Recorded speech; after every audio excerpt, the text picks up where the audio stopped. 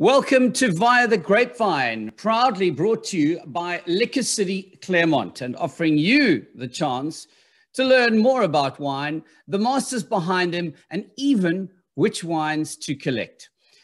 One of the newest Cape wine regions, and by new, we'll have to define that with our guest today, just how new, is Voor Paardeberg, which lies on the slopes of Paardeberg, bounded by the wine areas of Paarl, Wellington, and the Swartland. It's a unique area, a treasure trove of flora and fauna, not found anywhere else in the world. Approximately 45 minutes drive from Cape Town, you'll find Vondeling Wines, and Senior Winemaker Matthew Copeland joins me now. Welcome to the show, Matthew. Lovely to see you. Morning. With regards new, how new is it as a wine area? Guys, just around 15 years, give or take. And is that considered relatively new in wine terms? Yeah, certainly at the time when the award was recognized, there weren't as many awards as there are now. They seem to be dividing regions up into smaller sub-regions a lot more frequently, but we were certainly one of the first awards to be formed and one of the smallest too. Okay. And I know that looking at a little bit of info around your farm, the farm dates back to the 1700s when it was granted to the Swedish immigrant Olof Berg, which is obviously a legendary name in the wine industry. So has Vondeling specifically always been dedicated to wine? Yeah. What people don't realize is that there's a strong mix between Vondeling and Constantia, because of course Mr. Olof Berg had a very famous farm in Constantia as well. So yeah, very deep and strong vineyard ties. But as the winds change, so they've also planted fruit, and we're now exploring some almonds as well. Oh, fantastic. The new health craze, almonds. Yeah, Tell us a little bit. Sorry, yeah. The inspiration for the almonds is actually there's a grove of almonds lining forming an avenue up to the original homestead that are over 100 years old, and it's really, really attractive. So we know they do well and they thrive in this area.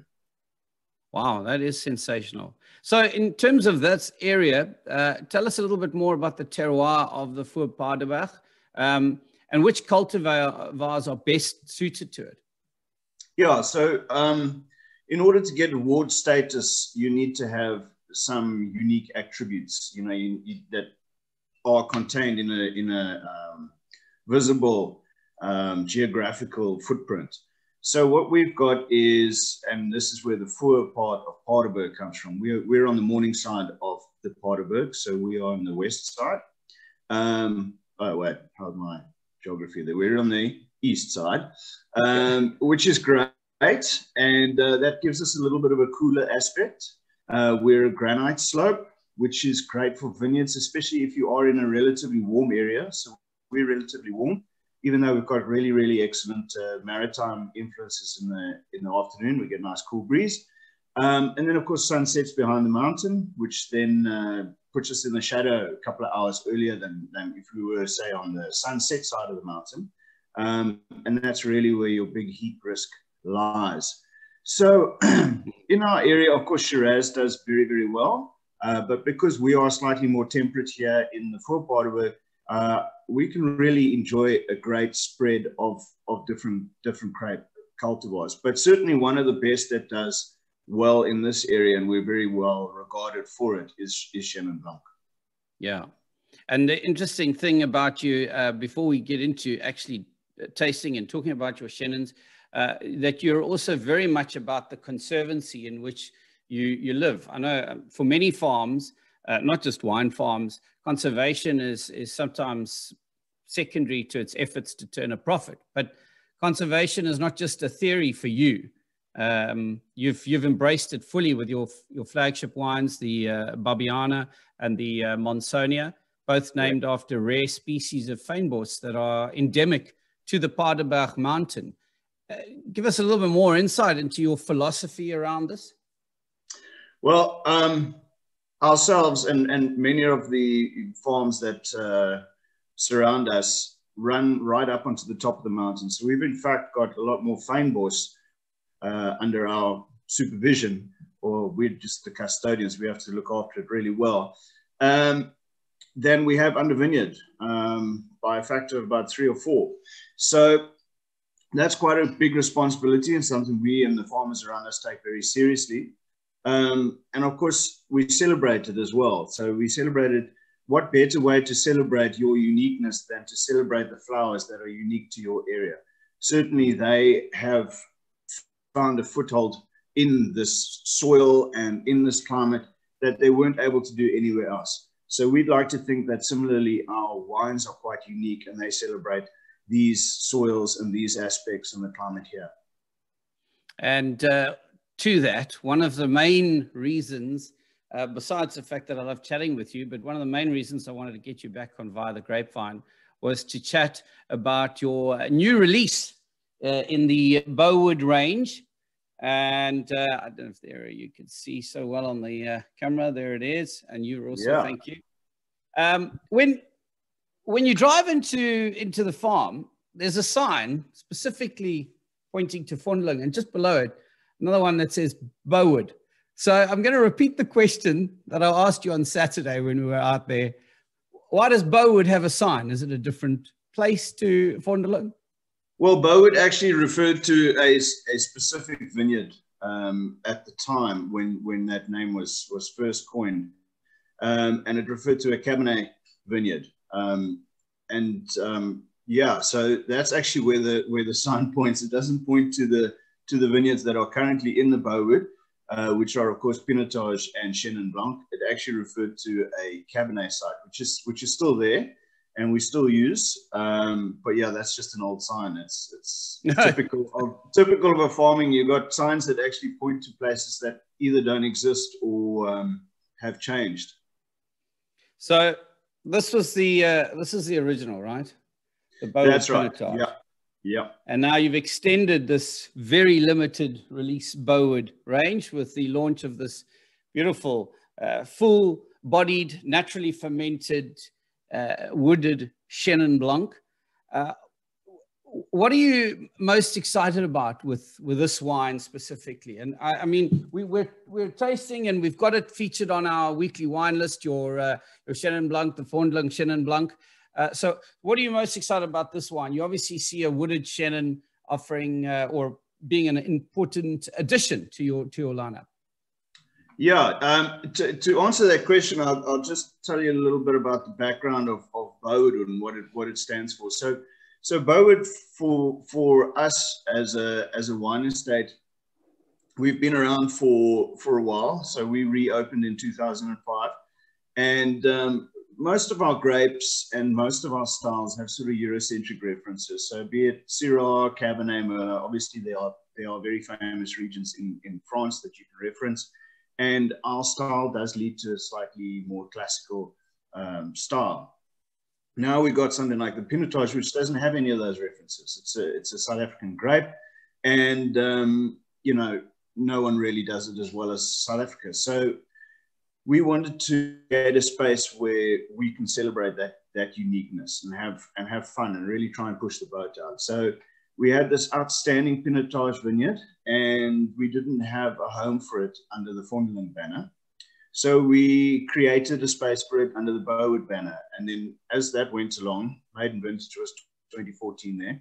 As that went along and did very, very well, we realized, well, you know, we want to bring something else into the Bowwood range. And what better grape than Chenin, because it does well here. And of course, we can lay claim as South Africans to Chenin Blanc because it is so widely planted here. Yeah, and then what Bowwood does is it recognizes single sites, single vineyards of excellence. So this Chenin Blanc vineyard is still quite young, but it's really tucked away in the valley. It's the highest slope, it's the most tucked away site, and it's the coolest site that we have. So it's very different to say our Graveyard Chenin Blanc, which is very old and is a lot more exposed. It's on very pure granite soils, so it's very vibrant, it's very fresh. And yeah, we want people that if they like Bowwood Pinotage, that they actually like that specific vineyard. So it might differ from vintage to vintage, but you will have a sense of sameness throughout different vintages.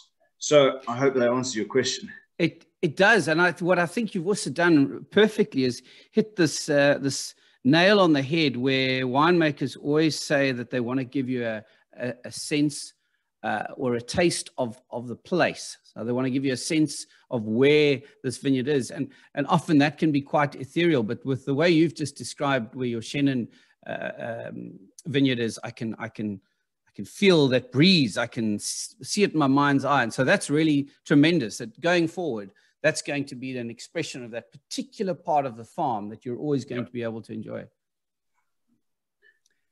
With both your wines, the Pinotage and the Chenin, you've mentioned it. They've done very well. I mean, if I may just say, they were awarded 4.5 stars, meaning a score of 90 or more, and classed as outstanding in the latest Platters, the 2021 South African Platters Wine Guide, and the first accolade for the maiden vintage Bowwood Chenin Blanc 2019. It bodes very well, but there's been a bit of a furore in the industry around the Platters Guide this year, and specifically how its 5-star wines were released, and indeed the number of 5-star laureates. What's your opinion? Is it naive of someone like me to defend the increase in 5 stars by saying, well, obviously winemaking methods are improving. Your protege programs are paying off. There's been fantastic vintages, 2015, 2017. Surely it's obvious a rise will occur. Yeah, I agree with you there, Guy. And I haven't got all the statistics of which vintages were the most awarded. But certainly the vintages currently in the bottle are exceptional vintages. The 2017, the 2019, the young whites, the 2020. These are exceptional vintages which are being reviewed for the Platter Guide. So it doesn't surprise me at all that there's a significant increase in the 5 stars. We've seen it before. There have been, similarly, when there've been a large amount of 5 stars awarded, a similar sort of debate: is the system still working? I think just go out and try the wines. I think the ones that were awarded this year, all the lists that I've seen were fantastic wines which have not only done well this year, but have done well historically. So no, I think it's a defensible position. It's intriguing to me because obviously with the years that come, we could see a complete drop in 5-star laureates if the vintages aren't there, and then suddenly people will be questioning that and saying, what's wrong with our wine industry? Why aren't we good enough to create enough 5-star wines? And I think here and there were some brilliant drought wines that came out, but largely the quality of the wine did suffer a bit during the drought. And yeah, I think they're recovering now. Just incidentally, Guy, you visited us on Saturday. Now, on Saturday, behind the scenes, what was going on was this is the top of the Bowwood. Yes. And that's an owl because once again, we've got a lovely population of spotted eagles house. And in fact, while you and I were enjoying a glass of wine, these little babies had somehow managed to get out of the nest, and my wife contacted someone who rescued them, put them back in the nests, and they are now very happily sleeping just outside my home. How many have you got? How many are there? There's 3 chicks. 3 chicks. I'll send you some pictures. Yeah, it's very awesome. Very yeah. Wow. If you don't mind, let's just taste through your Vondeling Petit Blanc, Chenin Blanc, please, the 2020. We've got this on the weekly wine list available this week. And I mean, I could say what I think, but I think it's more important that you hear from the winemaker himself. What should we be picking up? Well, before I get too specific about the wine, I'll tell you what I love so much about Chenin Blanc. And what I love about Chenin Blanc is its generosity of spirit, which starts right in the vineyards. It's a very easy vine to farm. It's got fantastic bud and fantastic flower fertility, which is probably why it's planted so widely across South Africa. So it will thrive in a cold or a hot area. So that's the generosity of spirit that starts in the vineyards. Then you've got the generosity aromatically, you know, it's very profound. These sort of wines like the Chenin Blanc 2020, they've got a lovely tropical nose, loads and loads of aroma on the wine. You know, you've got ripe melon, you've got its bare hint of guava and various other tropical fruits. And then, of course, when you sip it, you know, so Chenin's got that lovely, rich, broad, fill your mouth kind of flavor to it. And then if it's not oak matured, it always has this lovely, crisp, clean finish. So ever since I was a teenager, this has been my go-to white grape.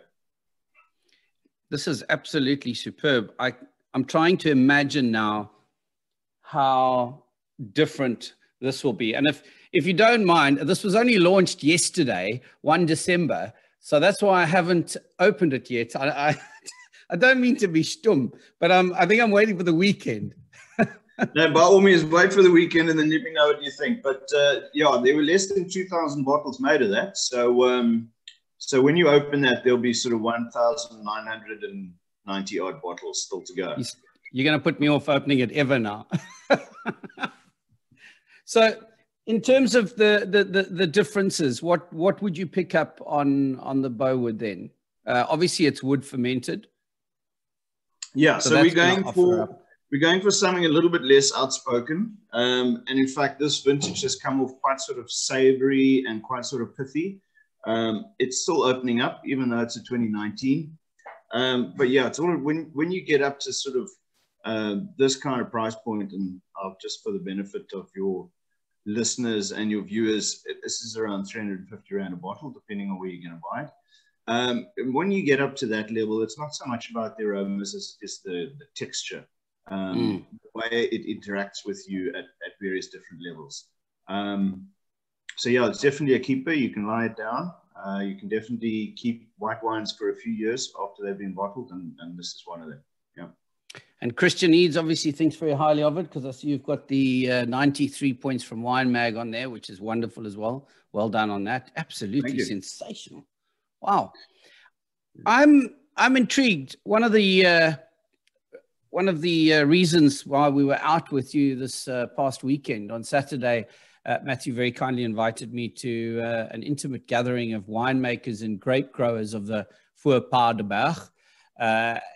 I picked up from the afternoon that you specifically are very passionate about putting the ward on the map as a worthy contributor to the wines of South Africa. Do you want to share a little bit more in depth? We can start the conversation with this interview, and then I think I'd really like to get one or two of your guests from Saturday to come back, to come and join you and me on another one where we really get into it. But if you'd like to kind of just start off the conversation around your thinking there. Yeah, so a couple of weeks ago, I was with some winemaking friends that made the comment that the Voor Paardeberg is literally, in the words they use, about to explode, which is why I sort of coined the moniker Ignite Voor Paardeberg for our little gathering on Saturday. But yeah, that comment resonated with me, and I went to go and have a look. Well, why would he say that? And it seems there's a heck of a lot of really interesting winemakers using grapes from Voor Paardeberg, and I set out to try and find out who they were. It's a very widely spread geographically. I mean, it's people in Hemel and Harder getting grapes from the Voor Paardeberg, making wine, small batches. And I just wanted to get everyone together and for them to realize how amazing we are collectively and how we should be working together a bit more. So hopefully there'll be a bit of synergy and a little bit of interaction. The wine quality speaks for itself. And we just want to get Voor Paardeberg on as many labels as possible. And then the wines will speak for themselves. So essentially, you really want people that are using the grapes from the region, but not necessarily mentioning it on their labels to start being proud of where they've got their grapes from. Would that be step one for you? Yeah, quite right. So first of all, we want people to let other people know and to celebrate the origins of the grape. Then secondly, there are a lot of people that are getting grapes here and blending it with other regions. Now that's great for complexity and that sort of thing. But there's enough depth and complexity, and this region is very dynamic. We could do that within the Voor Paardeberg. So blends that are now currently multi-regional could be Voor Paardeberg easily. Yeah, and then obviously we want to have a bit of fun as well. So it was great to hang out with the people and forge new relationships, and I think we're going to have a lot more fun going forward. Maybe we'll do something a little bit grander next year, but this year it was just really getting together and starting a dialogue, which is why we hope this will be the ignition. Very much so. I was ignited by my conversations with Albert, who was one of your guests there, and he's got Albert he's got some very firm thinking around regionality. And I had to keep revisiting the conversation with him, because just when I thought I understood what he meant, he would say something, and then I kind of got lost again. So I want to really revisit a conversation with you and him at least, and maybe we'll add someone else of your choosing in to that, and really explore this theory of making your region known rather than pinning your hopes on one cultivar. I think that's kind of what I picked up from Albert. So yeah, and then you would have noticed from the spread of wines. I mean, there's a huge spread of wines, and it's a hard thing to market when you're fragmented like that. Which is why if we just come together, the thing that links us is our origins, our region, and then after that we can be as colorful as possible. Please, try different things, have fun, and everyone else will applaud you for it, I think. Just on that, if you're watching this and you're wondering, well, what on earth are they talking about? Please hop onto my Instagram. I didn't take photos of every single wine that was there on Saturday, but I certainly tried to take of every single one that I tasted. And I had not seen 98% of those labels before. And I'd never tasted those wines. And that's part of what Matthew was trying to drive, is that this is a kind of depth that we have, and we're not all aware of it. So there is some incredible wines out there, and some delicious Grenache Blancs that are being made, exceptional. I know you've probably got quite a lot to do. You might even have to go and watch those owls. So I don't want to keep you all morning. But if you'd like to just answer some quick fire questions. First away. Word that comes into your mind, and without thinking too deeply about it. Favorite grape variety to farm? Would it be Chenin? It would be Chenin, followed by Pinotage, funnily enough. Oh, awesome. Okay. Why? You can share why. Well, Chenin, because it's so tough. So it's quite a hassle-free kind of vineyard. You just got to watch a bit of botrytis sometimes. And then Pinotage, because it's nice and early, so you can pick it, crush it, ferment it, and still go away for Easter holidays. Have a life. I think I know the answer to this question already, but khaki tea save or denim cutoffs? Well, denim cutoffs, that's more my sort of cutaway and have fun on the weekends. So it would be khaki by week and denim by weekend. Can I ask why the denim cutoffs are such a favorite of yours? Just a bit of humor, huh? Just a bit of humor. Another one I think I know the answer to: slip slops or veldskoen with no socks? Yeah, there's a lot of snakes around here, guys, so you can't be too careful. You've got to go with a veldskoen, huh? And you don't wear socks with yours, hey? I didn't see any peeping out the top of those veldskoen. No, you must let your feet breathe. Cat or dog person?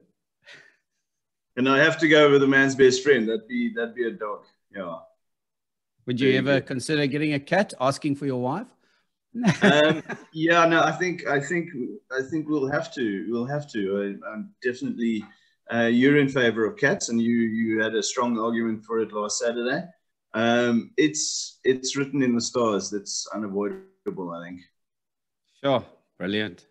Well, I can highly recommend if I were you, I would go with a rescue because they give you so much love. You know that probably from dogs, they're the same. But in terms of cats, rescue cats give you a lot more love than those sometimes those purebreds I've found. They don't worry, we've had a bunch of real bush cats growing up on the farm, and they definitely got a lot of character. They're quite cool. Last question, your most memorable wine tasting experience? The really memorable ones you actually struggle to remember afterwards. Those are the kind of tastings we're talking about. So there isn't one that necessarily jumps out above the rest where you were sitting in some woman's kitchen. Well, the thing is that, I mean, and I don't want to sort of blow my own horn here, but definitely a sort of a watershed moment for me was tasting 10 years of my own wines, specifically the Babiana.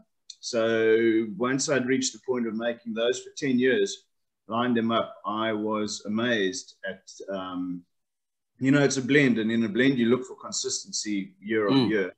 And I was amazed at the vintage variation and how certain vintages were just way, way ahead of others. Yeah, I don't know if you tried the 2010 Babiana last Saturday, but that is just exceptional now, and it's going on 11 years. So yeah, that for me as a personal experience, that was a real eye-opener. Nothing wrong with that, actually, to take stock of your own achievements and to realize, wow, I actually do know what I'm doing. I actually am on the right track. Nothing wrong with that. So congratulations, first of all, with the launch of the Chenin as of yesterday. Available where? In all good liquor stores? Yeah, well, it's available in Liquor City, Claremont for one. It's available from Vondeling online, and it's also available at winecellar.co.za. Excellent. So get along to Liquor City, Claremont to buy Vondeling wines. You can even buy this one if you don't want to buy the new Bowwoods because you want to drink it now, today. You don't want to keep it. And including this latest release, Bowwood Chenin, which, as I say, launched on the 1st of December. If you fancy your luck, then why not answer the easy question right here on Via the Grapevine to win a twin pack. Look at that. Containing one bottle of Bowwood Pinotage 2017 and a bottle of the new Bowwood Chenin 2019. Total value is over 700 Rand. What a wonderful way to get into Christmas. So all the best to you. I hope you have a wonderful festive season, Matthew. Thank you for having me on Saturday. Thank you for joining us today. Thank you, guys. It's been an absolute pleasure. This Via the Grapevine was brought to you by Liquor City Claremont. Visit their wine emporium for a journey via the Grapevine.